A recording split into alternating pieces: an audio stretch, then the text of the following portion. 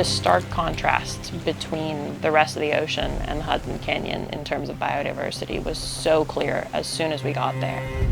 Well, right, we spent days coming up the coast where we had sightings, but they were spread out or maybe a bit more fleeting. And then, as soon as we hit the canyon, we were having those, not just a lot of sightings, but sightings of animals that you generally don't see. We just saw a northern right whale in the Hudson Canyon. It's so obviously an area that is important to life. It needs to be protected. A Parent Wins, an adventure of a lifetime. A global expedition dedicated to collecting stories of environmental and cultural preservation while conducting marine research aboard sailing vessel Resilience.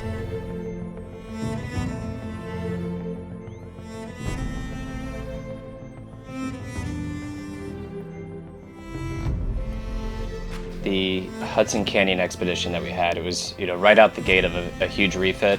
We really didn't know what to expect, and we're still riding the wave of that expedition and that success. Over the course of the last 6 months, we had been learning about the Hudson Canyon and learning about how significant it was, learning that it was up to become a NOAA National Marine Sanctuary, but still hadn't become one. Big picture, looking back on the Hudson Canyon expedition, wildly successful because of the North Atlantic right whales.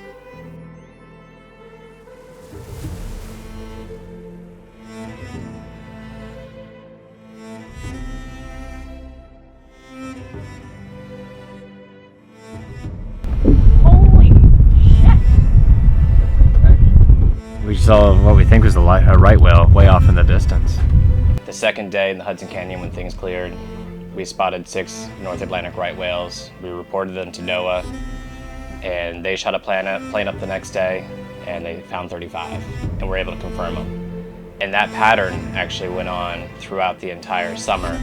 The whales actually stayed in that area, and it actually changed the way that a lot of cetacean biologists are looking at the migration patterns of North Atlantic right whales. And I'm so proud that we were in the right place, provided the platform to spot these whales, get them reported, and a slow zone was implemented in the Hudson Canyon because of us. And when you see 5 whales, or however many whales, the 5 North Atlantic right whales, but then there was so much more, and you see boats going by quickly, or you have that slow zone implemented, to me, it just feels so good, because there's a good chance that you might have just saved a whale's life.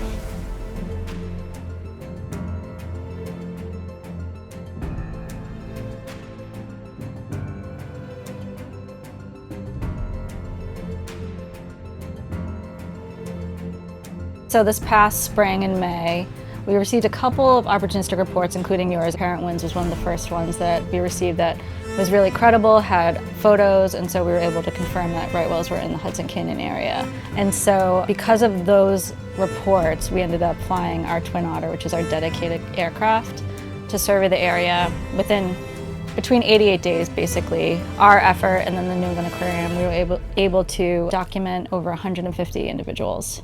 The canyon area isn't a typical or known habitat for right whales, and so we do survey the area, but it's not consistently, and the fact that so many individuals were there and there are no protections in place, we felt the need to keep visiting, and then we just kept finding new individuals. They are called the urban whale because they stay close to shore, and so that overlaps with our blue economy quite a bit. With a lot of shipping and wreck boats and fishing, there's overlap. North Atlantic right whales are actually particularly vulnerable to ship strikes. They are known to be a whale species that spends most of their time at the surface. And so when you have these massive commercial ships that have a draft of like 50 feet, that's kind of hard to swim away from when they're going 20 miles an hour and just blasting through there. It's really important to be able to figure out a way to mitigate this issue. You know, even trained eyes have difficulty seeing them sometimes. No one wants to hit a whale. No one wants to entangle a whale. But it happens, and I think there are ways to mitigate it or decrease your chances of doing that. And that's for your own safety too. 2019, I was up in the Strait of Belle Isle in this boat, and they were running over right whales left and right. You know, we work with a lot of lobstermen here and a lot of fishermen. You know, when I got back, I started to poke around. You know, let's do something. Objectively, if you go from 450 whales in 2018 to 350 in 2023, and your goal is to preserve the species, objectively, it's not really working. I had a good friend who was really good at herding cats, a guy named Mark Winter. And I said, hey Mark, you want to come and let's see if we can pull together a really good group of people who would not normally be working together and say, hey, you know, our goal is to preserve the whales, cut this, you know, stop this bickering. Let's figure out what we can do to do something significant that makes a difference. Because if we don't, you know, by 2035, the population is going to be unsustainable. Another good friend was there, his name is Moses Kaluro, but Moses spoke up and he says, look, in 2018 I offered to help with the AIS. And because they were having all these arguments about tagging, they stopped. They didn't want to talk about the opportunity to identify the location of whales through any means possible so that we could avoid ship strikes.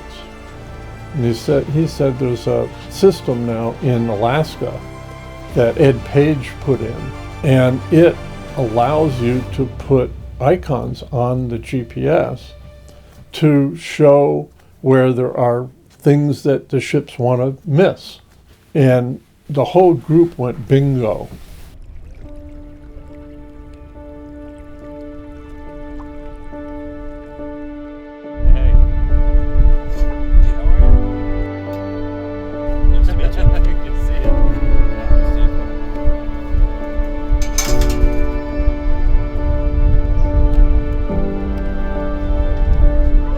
Just wanted to help, so we wanted to go to Woods Hole, and you know, we wanted to ask, hey, we'd call the scientists, what can we do to help? And so this was kind of one of the first times that we had something we thought was like proactively useful. He figured out a way to use AIS, which is the automated identification systems that marine navigation works off of. And so he's alerting people when they are in the vicinity of known whale grounds that are particularly vulnerable to ship strikes. There is a gap. There's a gap in knowledge. We have aerial surveys, we have acoustic surveys, we have visual sightings, and that information doesn't get to the mariner fast enough. And so this is a way to do that, deliver it to their screen. It's already embedded on many of the vessels, using the system. It's been around for 15 years. Why not take advantage of this technology? So our system is VHF based. So it's line of sight, it's antennas, it's a radio, a transmitter radio, transmit and receive.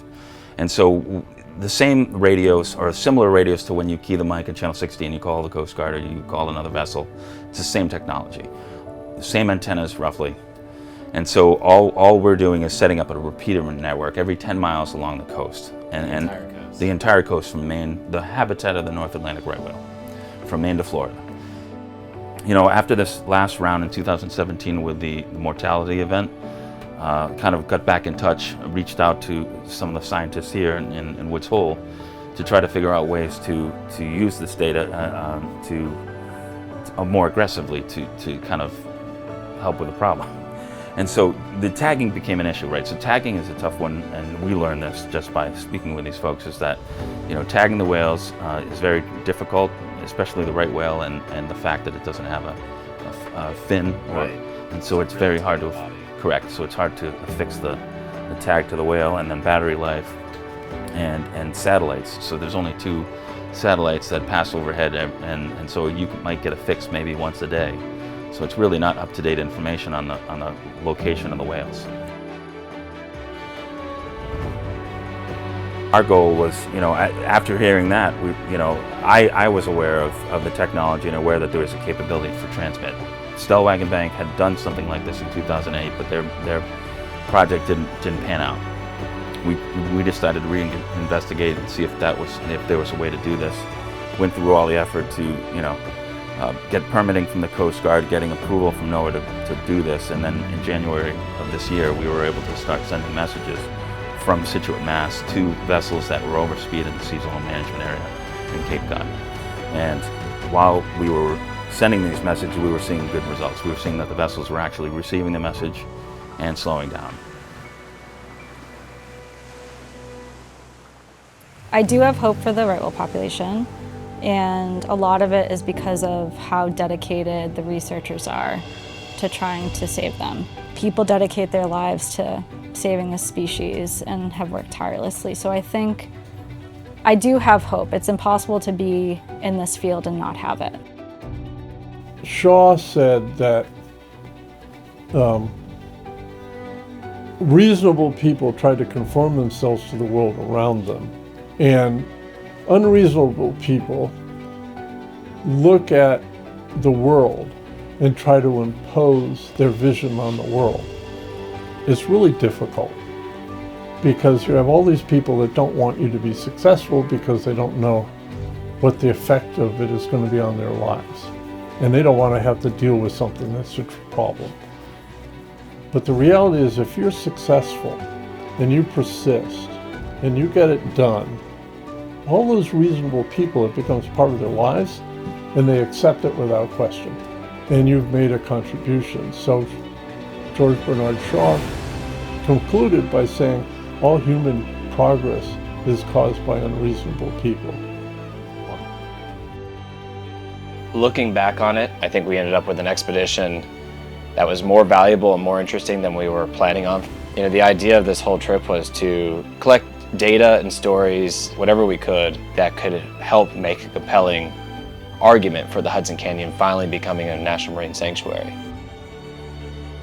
And the ocean's a massive place, and I think some folks say, well, the ocean, there's so much of it, we have plenty. But this is a reminder of how special certain areas are of the ocean.